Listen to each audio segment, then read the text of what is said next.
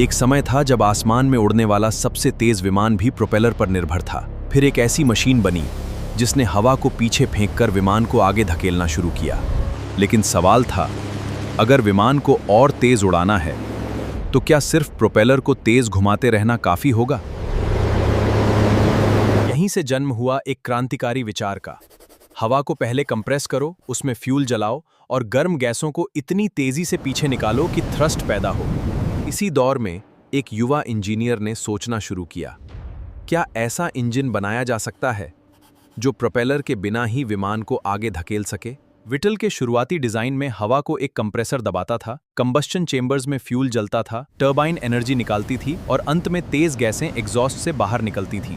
Whittle ने इस jet propulsion concept का पेटेंट कराया और 1932 में उनका pioneering jet engine design officially patented हुआ।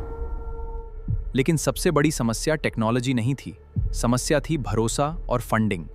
बहुत लोगों को यह आइडिया उस समय अव्यावहारिक लगता था, क्योंकि इंजन बनाना सिर्फ ड्राइंग्स बनाने जितना आसान नहीं था। कंप्रेसर, कंबस्शन और टर्बाइन्स, तीनों को एक साथ परफेक्ट बैलेंस में काम करना था। सबसे बड़ी चुनौतियों में से एक था कंप्रेसर। उसे कम वजन में हवा को बहुत तेजी से कंप्रेस करना था, बिना एयर फ्लो को बिगाड़े। फिर आती थी कंबस्शन, फ्यूल को लगातार जलाना था, लेकिन इतनी गर्मी पैदा करनी थी कि इंजन के मेटल कंपोनेंट्स टूटे नहीं। और टर्बाइन को उसी गर्म गैस से एनर्जी निकालनी थी, हजारों रेवोल्यूशंस पर मिनट पर लगातार। अब असली परीक्षा शुरू होने वाली थी। कागज पर बना यह रेवोल्यूशनरी आइडिया क्या सच में एक शक्तिशाली इंजन बन सकता था?